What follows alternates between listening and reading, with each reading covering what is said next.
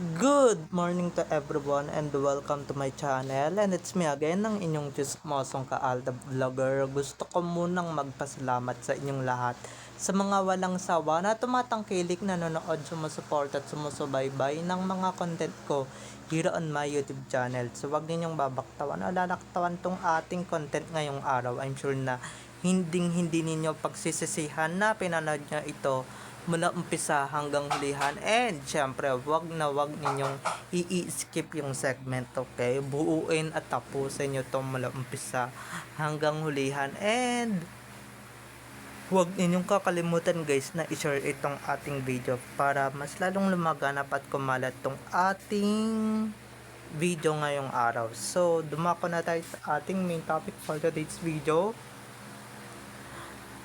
Eto na nga, no, no show si Maine Mendoza, or yung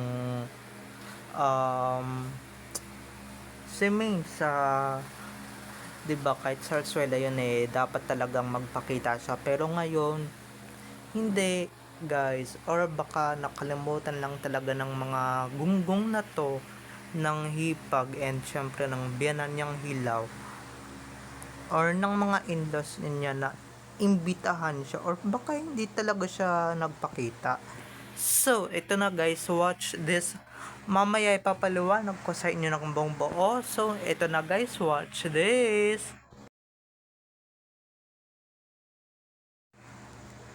At kung nakita nyo na ngayong recap, so once again si Titi o sa mga admins, dumako na tayo sa ating main topic for today's video. Gaya nga ng sinabi ko kanina, eto na nga, mag-umpisa na tayo. Gaya nga ng sinabi ko kanina mga ka-ADN, ewan ko lang dahil eto na nga guys, isa to sa dahilan at umiikot-ikot sa social media before na nahiwalayan na ngang Aryo and Maine. 'Di ba, bukod nga dun sa nangyari at naganap nga kahapon, or naganap ng mga past days na ikwinento ko. Ito na nga guys, isa to sa mga ebidensya at resibo na talagang hiwalay na yung dalawa at matitigil na talaga sa panggagamit ni Aryo si Maine. Dahil ito na nga 'di ba, nag-umpisa to nung hindi na nag-attend si Maine Mendoza ng birthday party ko noon ng magnanay na Sylvia Sanchez at Rhea Atayde. 'Di ba, di ba, doon pa lang magtataka ka sa lahat ng eto sa asawa ng magkakapatid si Arjo lang ang walang bit-bit. 'Di ba? Doon pa lang talaga magtataka na tayo, and syempre even Sanjo Marodo nga nandoon 'di ba, na asawa ni Rhea Atayde. Lahat sila guys couple. 'Di ba? Even yung tatay ni Arjo nandoon. Even yung, 'di ba, nanay tatay ni Arjo nandoon, 'di ba? Kasi nga birthday ng nanay niya. So, apaka-imposible, si Maine lang talaga yung wala. At guys, 'di ba, kahit wala si Maine noon ginagawa nila ng paraan.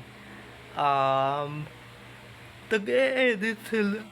Tag-e-edit sila noon, 'di ba? Or pinapatungan nila yung ulo ni Maine, or 'di ba, kukuha sila ng tao na pagpapatungan nila ng ulo ni Maine, or kaya i-edit na lang talaga nila yung picture ni Maine para kunwari wala, ay para kunwari kasama nila. Pero ngayon guys, for the first time in the history, 'di ba, for the first time in the history, ngayon ka lang makakakita ng walang edited, walang kahit na walang kabalbalan na nangyayari or nagaganap. 'Di ba, just the pure pure pure no magic mga ka-ADN, walang magic, 'di ba? Kasi ito lang guys kasi lahat ng mag-aasawa nandoon, even yung mga kamag-anak kuno ni na Arjo Atayde or kamag-anak talaga ni na Arjo Atayde nandoon. Sorry guys kung puro army nako, pero talagang nagtataka lang talaga ako. Wala talaga si Cloney wala si Cloney, or should I say na si Main, 'di ba? Dati kahit sa ang event, kahit sa lupalop man ng Kalawakan pumunta si Arjo, talagang bit niya yung asawa niya. Pero ngayon lang talaga guys, for the first time, 'di ba? Hindi kaya totoo yung mga ugong-ugong and yung chismis na or yung kumakalat dito sa social media na talagang hiwalay na sila, 'di ba? Or talagang they broke up, 'di ba? Earlier na talagang totoo kaya tong chismis na to. Ewan ko lang kung ano talaga yung paniniwalaan ko, kung ano talaga yung um, paniniwalaan ko ng bonggang-bongga, 'di ba? I don't know what to believe in this scenario kasi 'di ba? Kasi 'di ba last year lang or nang last year nandoon pa si Main.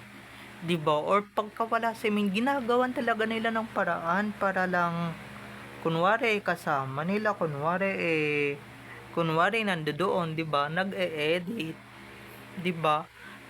Pero ngayon kahit dapat wala silang kahit nawala silang budget, gawa nila ng paraan, 'di ba? Gawa nila ng paraan, i-edit yung si ganda na kunwari magkasama sila, sayang.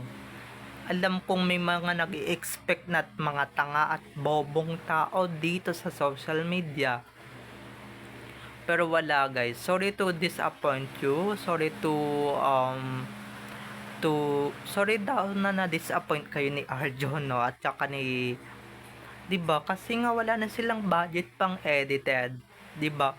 At saka hello, ba't pupunta diyan yung isang Main Mendoza, 'di ba? Para saan? Pag-usapan yung birthday ninyo, 'di ba? Pag-usapan yung party ninyo, 'di ba? Si Clowny nga, kahit na si Clowny lang yung pumupunta diyan, 'di ba? Hindi nga pinag-uusapan yung birthday ninyo, 'di ba?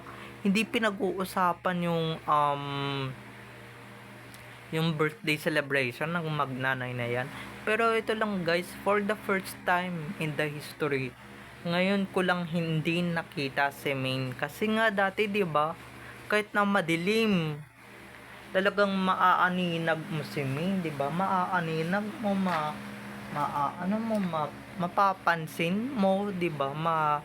Mapapansin mo talaga siya with out of nowhere na talagang mapapansin mo na nandoon siya, na ginawa na ng paraan ng mga animal or um, ng mga animales, 'di ba? Gagawa nila ng paraan 'yan para kunwari kasama nila, pero ngayon lang tayo guys nakasaksi na talagang hindi talaga nila ginawa ng effort na mag-edit, or hindi talaga sila nag-edit, 'di ba? Hindi talaga sila gumawa ng edit, hindi talaga sila gumawa ng ganun, or baka nahihiya na rin sila dahil talagang isa-isa na talaga silang kinakarma. So ba't pa nila idadamay, 'di ba? Kahit na si Clowny man lang, 'di ba?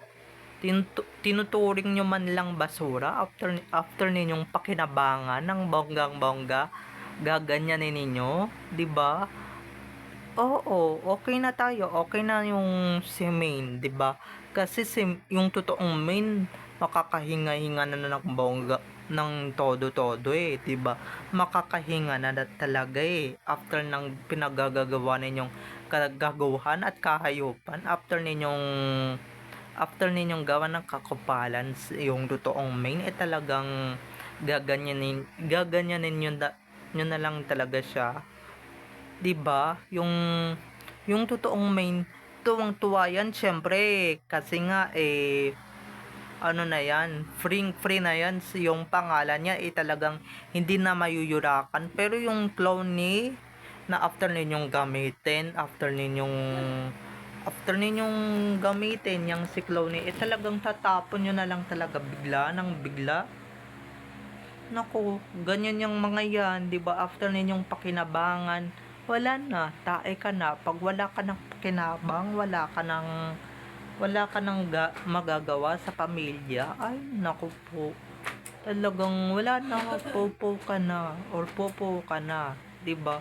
Or pops ka na. Sorry sa mga nag-aagahan dyan, pero yun naman talaga yung real talk, di ba? Tapos, siya pa yung wala ninyong galang na isama dyan sa birthday ninyo, 'di ba? Mga wala kayong galang, 'di ba? After ninyong pakinabangan sa mga photo ops ninyo, after ninyong pakinabangan dyan sa mga pamiting de avance ng anak mong bakla, talagang gaganyanin nyo lang siya. Apaka wala nyo naman kwenta at wala kayong konsiderasyon, di ba? Anong tawag sa inyo, di ba? Pero don't worry, buti na lang talaga wala yung si Cloney or si Main, whoever she is or he is. Buti na lang wala siya doon kasi kung siya din naman talaga masusunod, ayaw niya din doon, 'di ba? Ayaw niya din doon sa pamilyang 'yun or ayaw niya din talaga doon sa birthday party ng mag-inang Dabiana, 'di ba? Ayaw niya rin talaga magdadadalo doon sa birthday party ko doon ng kanyang hipag na hilaw and syempre ng kanyang biyanan na hilaw. 'Di ba? Kahit ako naman yung nandoon, ako yung celebrity, ako yung artista, ay naku, di ako a-attend, tas medyo sikat pa, ay hindi ako a-attend, or talagang sikat na sikat, hindi ako a-attend, 'di ba? Para ano, mag-trending na naman kayo, 'di ba? Para ano, yan na naman yung bukang bibig ninyo sa press, 'di ba? Sa bagay, 'di ba? Hindi naman napag-usapan to lately sa mga press, 'di ba? Kasi nga hindi naman sila nagpapa-interview, 'di ba? Hindi naman sila, 'di ba? Wala ngang nagtatanong dun sa birthday celebration ni Ibyang pati nung anak niyang Dabiana, 'di ba? Walang nagtatanong sa kanilang press na kamusta yung birthday celebration ninyo, or yung mga nagtataka na kung ba't wala doon yung si Ganda, 'di ba? Ba't wala doon yung isang Main Mendoza, 'di ba? Hindi ba sila nagtataka?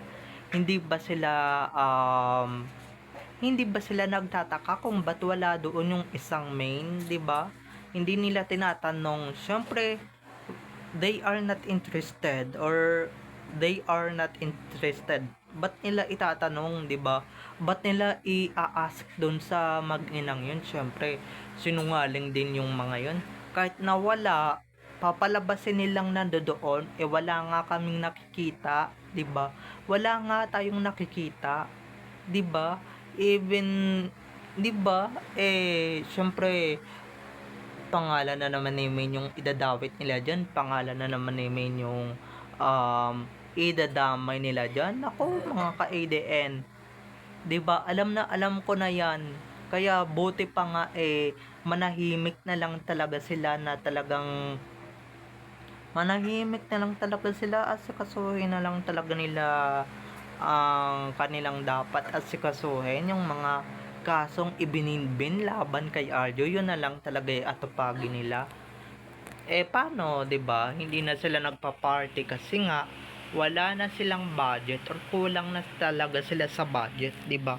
Kulang na sila sa budget, 'di ba? Paano yung mga ninakaw nila, talagang mga naisoli na talaga, or mga talagang hindi na talaga nila napapakinabangan pa ng bonggang-bongga, kaya simpleng dinner na lang talaga yung, 'di ba?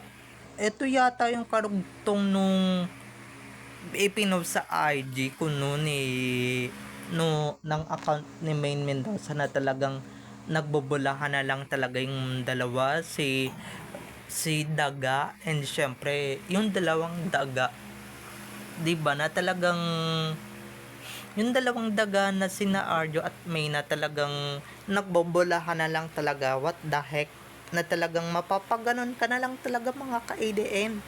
Diba, mapapaganon ka na lang talaga sa lahat ng mga instances at sa lahat ng mga ano nila, sa lahat ng mga kadramahan nila sa buhay, 'di ba? Mapapaganon ka na lang talaga. Pero finally, nakahinga na rin talaga ako ng maluwag. Ako guys, hindi ko na talaga hinanap si Ganda dyan or si Clowny dyan kasi nga after nila pakinabangan, after nilang magpakasasa kay Clowny or sa pangalan ni Main, gaganyanin na lang talaga nila. Wala silang utang na loob, 'di ba? Tapos pagka nagkagipitan, wala na. Parang kanya-kanya na lang ulit, 'di ba? Itatapon na lang ulit nila sa basurahan. Kakalimutan na lang talaga nila na meron silang manugang, 'di ba? Samantalang si Zanjo Marodo nandoon, 'di ba? Nandoon naman yung asawa ni Rhea Atayde, 'di ba? Si Main lang talaga yung wala doon, yung asawa lang talaga ni Aryo yung wala doon. Yung asawa lang talaga, yung pinakamamahal dati ni Arjo Atayde, wala doon, hindi present. 'Di ba, doon pa lang mga ka-ADN, magtaka ka na, 'di ba? Doon pa lang talaga, pero finally, 'di ba? Wala na talaga. So ibig sabihin niyan, titigil na sila Sylvia, Arjo, Rhea sa panggagamit sa pangalan ni Main or kay Main, 'di ba? Titigil na sila kaka-edited kasi nga wala na silang budget, 'di ba? Titigil na sila sa kakapa-interview, 'di ba, about Main's name or hindi na nila gagamitin yung pangalan ni Main, 'di ba? Mga ka-ADN. So finally, sa birthday lang pala talaga matitigil lahat-lahat or dito lang talaga sa hiwalayan ko, no? At totoo to, totoong balita ito kasi nga kung fake lang to, dapat, 'di ba, nandoon na si Clowny kung wala lang lahat ng ito, 'di ba mga ka-ADN?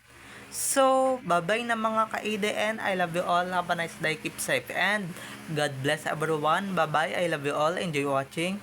Don't forget to subscribe to my YouTube channel. And syempre, don't forget to click the notification bell para pag nag-upload ako, kayo agad ang unang-unang manonotify sa aking mga susunod pang i-upload na mga videos. Okay?